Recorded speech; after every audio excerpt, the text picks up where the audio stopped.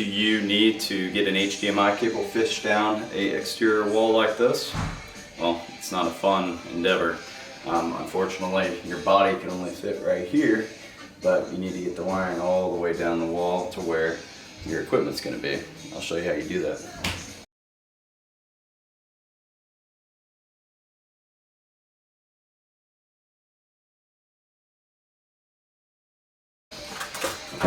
As you can see, there's already some wiring inside of the wall from the builder, but the builder did not put a Smurf tube in, so there's no way for us to get our wiring up into this part of the attic without drilling a hole up through. So cut the patch panel, and then I'm going to drill a hole, send it right up to my partner.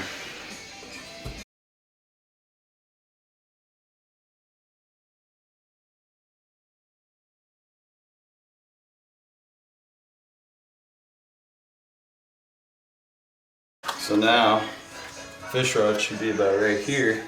My partner can get up in the attic, attach the HDMI and Cat 5 cable to it, and I'll just pull it right down the wall.